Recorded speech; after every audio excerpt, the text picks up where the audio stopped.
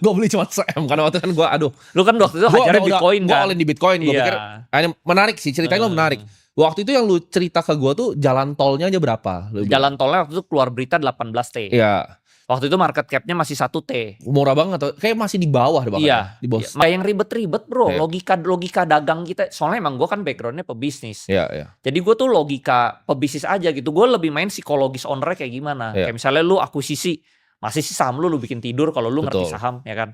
Terus misalnya lu market cap 1T, jalan tolnya 18T. Gue lebih kayak psikologis owner lah. Iya. Itu sih. Gue nggak yang rumit-rumit bro. Dan itu kan juga menarik kan. Oke, ini ide gue mau Pani ini dari mana idenya?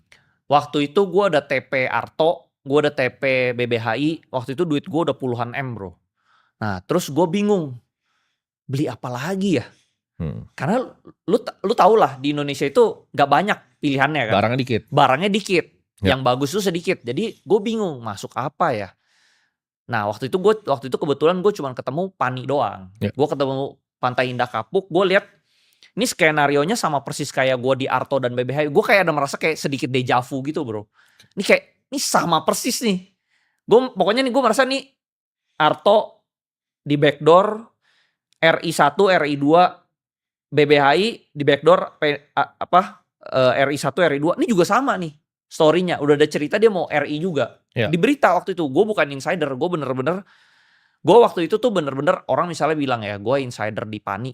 Gue gak kenal Aguan bro. Nah jadi teman-teman mungkin ini ya, karena insider tuh juga sama ya, balik lagi insider belum tentu benar. Iya. Makanya kita tuh sebagai pelaku pasar tuh bikin due diligence sendiri bro. Kayak misalnya di luar negeri ya, kalau riset yang luar negeri udah gila-gila bro. Yes. Misalnya mau riset data center dia terbangin drone ke sono, bener-bener mau dilihat. Kan sebenarnya teman-teman kalau mau analisa misalnya contoh ya Pani atau misalnya saham properti lain, ya datang aja ke marketing galerinya, tanya salesnya kan juga dapat informasi. Itu yang gue lakukan, gue nanya salesnya. Gue datang ke salesnya, gue tanya nih lahannya dari mana sampai mana. Nah, dia cerita tuh dari mana sampai mana ya. Akhirnya gue tau lah nih lahannya masih gede. Terus kan gue bisa tebak-tebak ya PT-nya apa aja ya. Dari situ gue bisa yang ini udah masuk, artinya yang mana yang belum masuk. Dari situ udah gue all in lah pokoknya. Waktu itu gue telepon sekuritas lah, bro ini oke gak masuk Pani? Jangan bro, lu lihat aja semua perusahaan properti gak ada yang naik. Tapi waktu itu gue kayak nggak tau, conviction gue tinggi banget, gue all in. Semua duit gue Arto BBHI, semua 90% masuk sana. Nah gimana caranya lu ngatur portofolio? Jadi apakah lu yang tipikal 1-3 aja hajar-hajaran? Gua sih kayak gitu ya, gue gak pernah kayak, gue paling anti supermarket. Karena Charlie Munger bilang dia aja cuma 3 gitu. Gue waktu itu portfolio gue cuma 1 bro, Pani doang.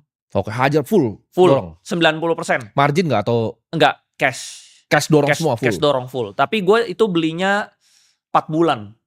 Karena waktu itu Pani itu sangat gak liquid. Jadi gue tiap hari cicil beli sampai 3 bulanan lah. Ya. Terus itu gak gerak bro.